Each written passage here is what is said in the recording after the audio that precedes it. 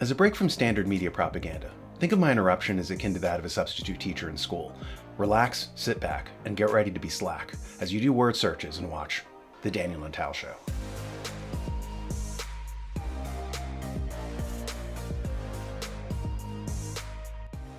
This presentation is on the subject of labels, stereotypes. We're trained to excoriate all stereotypes, but consider for a moment. All comedy is based on stereotypes. It acts on the principle that the comedian mentions traits or characteristics in one person that remind you of others who act in the same way. People laugh, and it's funny because it's true. A rapport is created between the comedian and the audience member based on the shared experience. All jokes then become inside jokes between the comic and his audience. This would not be possible if stereotypes had no basis in reality. In his book, After Virtue, Alasdair MacIntyre writes, "There is a type of dramatic tradition, Japanese no plays and English medieval morality plays are examples, which possesses a set of stock characters immediately recognizable to the audience. Such characters partially define the possibilities of plot and action. To understand them is to be provided with a means of interpreting the behavior of the actors who play them. Just because a similar understanding informs the intentions of the actors themselves, and other actors may define their parts with special reference to these central characters. So it is also with certain kinds of social roles specific to certain particular cultures. They furnish recognizable characters, and the ability to recognize them is socially crucial, because the knowledge of the character provides an interpretation of the actions of those individuals who have assumed the character. The ability to recognize these characters, these stereotypes, is socially crucial, says MacIntyre. As Aristotle says, humans are social animals. We communicate by having a common set of concepts, experiences, and yes, stock characters that might be termed stereotypes. Only in a civilization that's dissolving are we encouraged to not hold certain stereotypes in common. In that dystopia, people are cut off from each other, incapable of establishing a rapport or joint understanding. In our time period, it's the political left, who are bent on social destabilization and the disruption of cultural transmission, who want to dislodge these common set of archetypes that unify us. Here's the thing. As the left claims to be fighting stereotypes, they're ironically racing to be stereotypes. What's a stereotype, after all, but an over-the-counter personality? A label. Watch as this young woman desperately wants a label. Homosexuality is basically a label for people who feel the need to have a label, but they don't fit in any other labels. So basically, bi doesn't really fit them, lesbian doesn't really fit them, pan, asexual, etc. It doesn't really describe them correctly. So yes, it's a very small label, but it's for people who just kind of relax once they have a label. Like, I stress out when I don't have a label. So it puts my mind at ease a little. The philosopher Nietzsche wrote, "The surest way to corrupt a youth is to instruct him to hold in higher esteem those who think alike than those who think differently." In today's environment, many young people are being corrupted by this hive mind mentality, trained to ignore the miracle of their own unique personality, and to adopt the over-the-counter identity and menu of opinions offered up by cynical con artists. Watch as one teacher in Utah abandons her role of teacher to engage in that of cult recruiter. I'll straight up call it out. I'm like so over it. Okay. Okay, well, I would be super proud of you if you chose to get the vaccine. But, yeah. So, like, this is awesome. It's great start to the year. I already have. Is that, like, the reason it's called the Delta chart? I mean, I'll take it. Yeah. We'll just keep getting Delta. We'll just keep getting variants over and over and over until people get vaccinated. It's never going to end.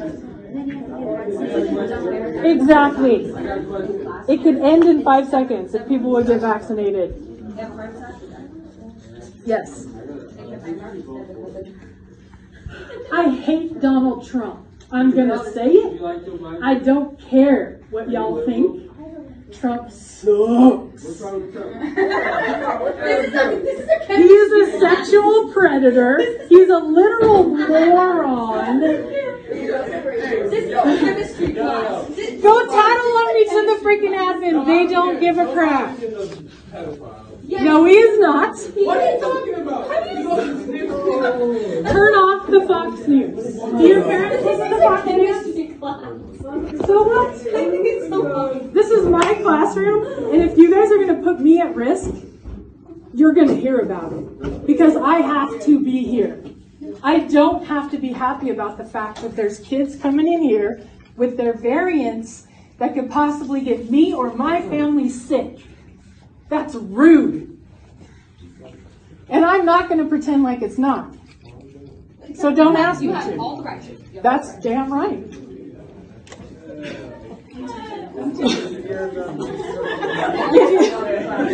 I'm not going to pretend. I'm not going to lie. If you ask me a legit question, I'm not going to lie. I'm not going to sugarcoat it either. Because y'all need to hear the truth. Hey, I 100% agree. You have an opinion. I'm also just a dumb teenager. You don't have to be, though. That's the thing. Most of y'all parents are dumber than you. I'm going to say that out loud. My parents are freaking dumb. Okay? And the minute I figured that out, the world opens up. You don't have to do everything your parents say, and you don't have to believe everything your parents believe, because most likely you're smarter than them. I 110% disagree. My parents are geniuses. I'm the idiot of the family. Like 110%. You can believe what you want to believe, but keep it quiet in the ear, because I'm probably going to make fun of you. Do that. I always have Okay, I'll just say this. Here are the topics that you probably want to avoid in this class. Politics, which you went into. You asked me. It's kind of fun to talk about it. Yeah, it's Oh, I could go off on it the whole entire class period if you want me to. But I'm not going to because it's chemistry. We need to do some chemistry. If you don't believe in climate change, get the hell out. I'll be dead. Okay? That's pathetic that you think that. You're the problem with the world if you think that. Okay? If you're a homophobe, get out. Thank you. Because I am the GSA faculty advisor. I love gay people. All LGBTQIA plus mother. If you don't like it, get out. In just a few short minutes, we watched as this woman tried to disrupt cultural transmission by telling the children not to believe in the values of their own parents, and instead to accept the entire menu of ideas that all non-playable characters should have, from vaccines to global warming to sexual deviancy. And if you didn't go along with these articles of faith, she would label you as a bigot, a racist, a domestic terrorist. The reality is, people like this unfortunate woman are not trying to explode stereotypes because she hates stereotypes. This mindset is why all children's cartoons now have to portray every African-American character with blue eyes, or make every authority figure a female, or change every scientist into a left-handed lesbian Nicaraguan. The agenda behind this is not about stamping out bigotry, but about destroying the archetypes that unite us as a coherent civilization, and in their place are substituted new archetypes, new stereotypes, new labels. Because if the left loves anything, it's labels, as Viktor Ostrovsky observes here. I had my second book. I had a record with my second book. I think my first book sold something around the world, close to 8 million copies. My second book was not reviewed in any newspaper in North America. Now that's a record. None. No, I'm sorry. I think the guy in the Phoenix Gazette and the people from B'nai B'rith walked in and asked for him to resign. Yeah, because he's an anti-Semite. Now, I know what they do because I used to ask them to do it.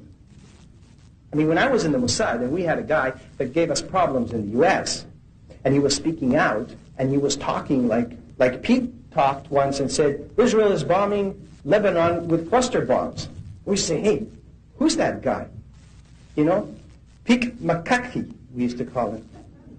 Yeah, which is Pete the cockroach. Because he makes a lot of noise and you can't get rid of him. So what you do is you get in touch with a guy in the station in New York or in the station in Washington. You say, tell the guys at B'nai B'rith to label him. And of course the campaign starts, and before you know it, the guy's labeled. And he's an anti-Semite. Because that's what we say he is. And that's one stain you cannot wash. Now, it shames me as a Jew to tell you that. But that's the fact. And it's wrong. So it's not that the left hates stereotypes. They just want their own stereotypes, their own labels. And for some people, this penchant for denying your identity and trying to redefine you from without is growing tedious. I don't need to care about your gender. I don't need to care about who you want to sleep with. I don't need to care about who you want to identify as. I don't need to care about your thoughts or your feelings. It's you guys that need us to care. You need us so badly to validate you. You guys are so insecure with your own selves that you started giving us labels. Now if we're a straight woman, we're cis women. No, I'm a woman. If you're gonna tell me what pronouns I gotta use, you will not call me anything but a woman. The establishment media is doing everything possible to make sure that you don't hear some of the most important voices out there on medicine, science, politics, business, media, and so much more. That's why it's so important that you check out the New American show, Conversations That Matter, with Alex Newman, which tackles all of these topics and more.